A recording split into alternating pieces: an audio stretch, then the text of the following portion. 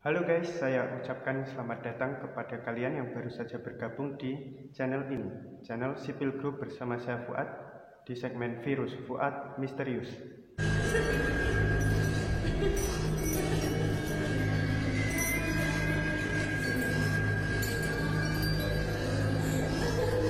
Nah guys, ngomongin masalah infrastruktur pasti banyak contohnya.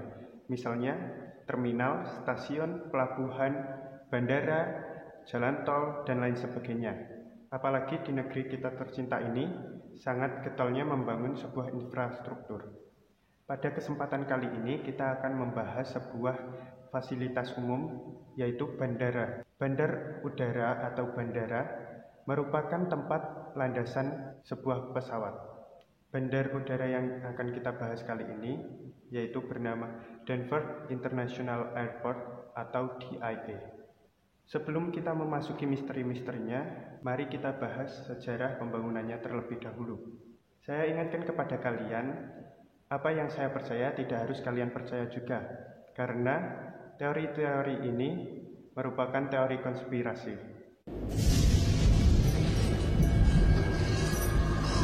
DIA atau Denver International Airport dibangun pada tanggal 28 Februari 1995. Bandara ini berlokasi di timur laut Denver, Colorado Timur, Amerika Serikat. Dibangun di lahan dengan luas 140 km persegi atau 53 mil persegi dan merupakan bandar udara terbesar di Amerika Serikat dan bandar udara terbesar nomor 3 di dunia. Pada tahun 2009, bandara ini menempati urutan ke-10 dengan tingkat kesibukan yang paling tinggi. Walaupun memiliki keunikan tersendiri, namun pada pembangunannya malah memiliki manajemen keuangan yang sangat buruk karena mengalami pembengkakan yang sangat fantastis. Jumlah dana yang dikeluarkan berkisar 4,8 biliar dolar dan mengalami pembengkakan berkisar 16 triliun rupiah.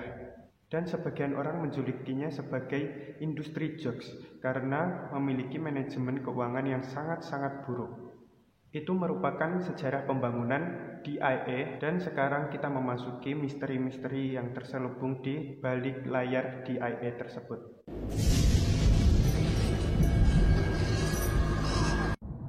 Yang pertama ini merupakan hal unik. Biasanya kontraktor yang disewa untuk mengerjakan proyek sampai selesai. Namun, berbeda dengan DIA. Mereka menyewa lagi kontraktor untuk mengerjakan bagian lainnya. Konstruksi awal bandara ini terlihat ada 5 bagian bunker, namun dianggap sebagai salah konstruksi. Lalu ketika bagian itu telah selesai, DIA menyewa lagi kontraktor untuk menyelesaikan bagian lainnya. Sehingga dengan metode ini tidak ada satupun pekerja yang tahu gambaran besar tentang bandara ini. Seakan-akan ada yang disembunyikan oleh pihak DIA tersebut.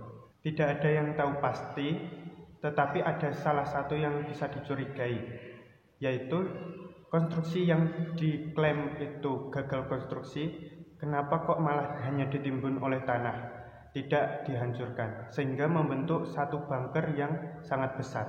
Dari masyarakat beranggapan bahwa itu sebagai markas Illuminati atau New World Order. Lalu apa fungsi seluruh bunker yang katanya dinyatakan gagal konstruksi kok tidak dihancurkan, malah hanya ditimbun oleh tanah?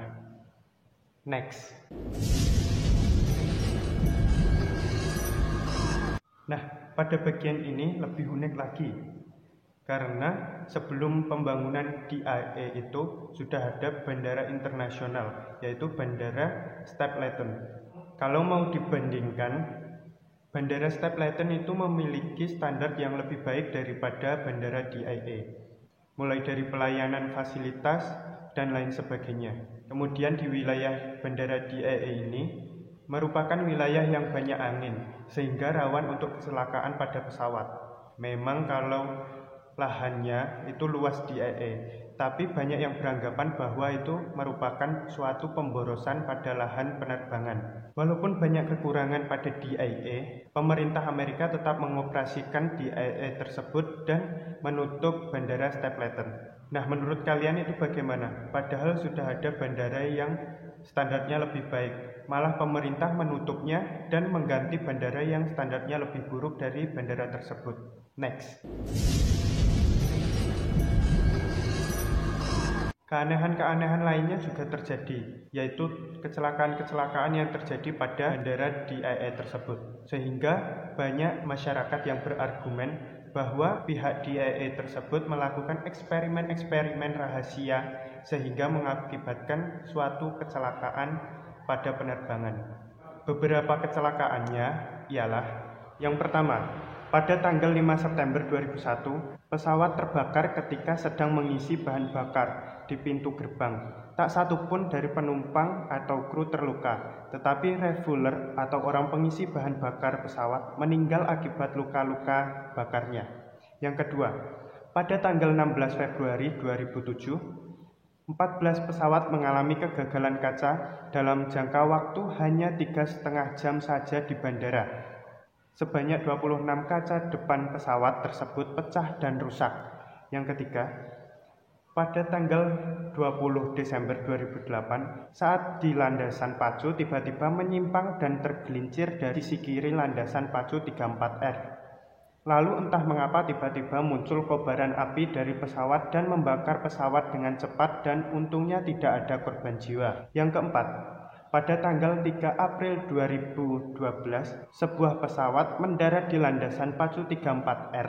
Tiba-tiba pesawat menghantam lampu pendaratan dan berhenti di landasan pacu. Asap mengepul dari dalam pesawat dan penumpang dievakuasi ke landasan. Salah satu penumpang dibawa ke RS terdekat untuk merawat luka-lukanya. Nah, itu beberapa kecelakaan-kecelakaan yang terjadi pada DIA dan menambah mistisnya pada bandara tersebut. Sehingga banyak masyarakat yang beranggapan bahwa ada suatu gelombang yang berada di bandara DIA tersebut. Next.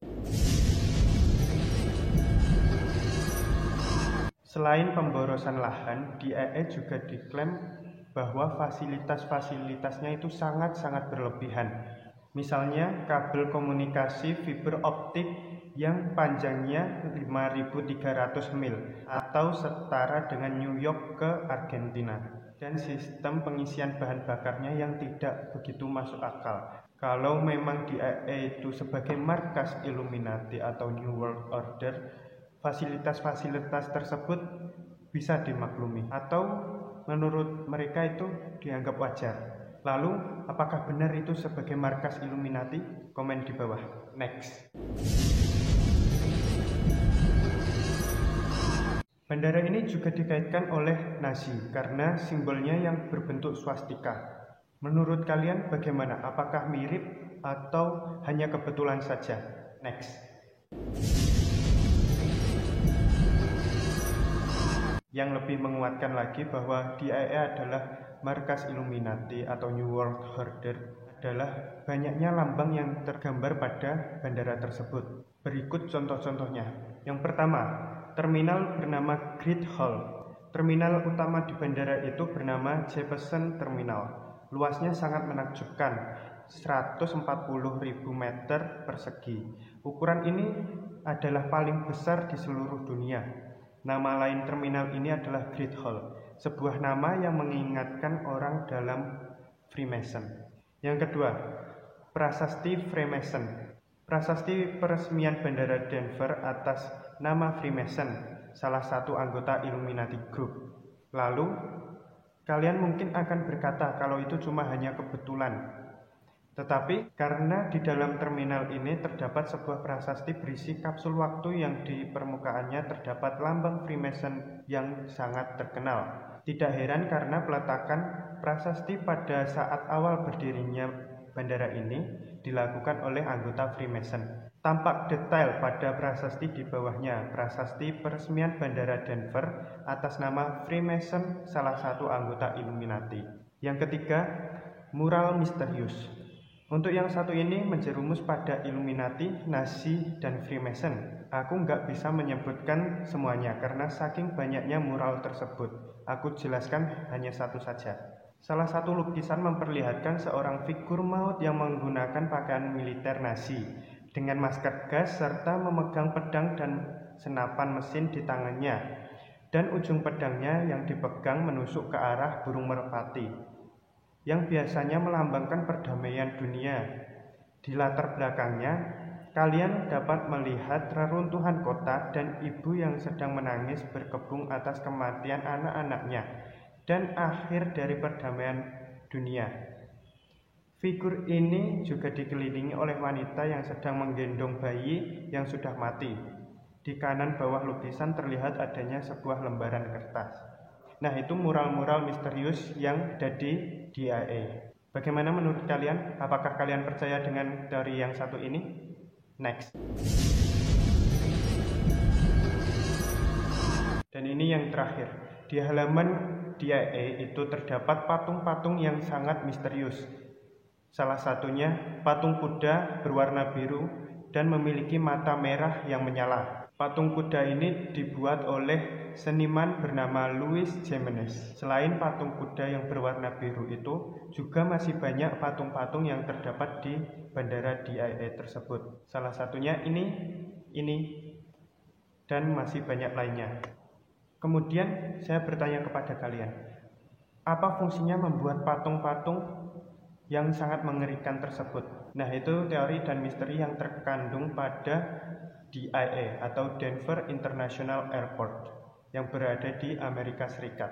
Semoga bisa menambah wawasan kalian dan pengetahuan kalian. Dan yang tadi itu hanya teori-teori dan bisa kalian percaya ataupun tidak. Bentar ya, kayaknya aku dipanggil.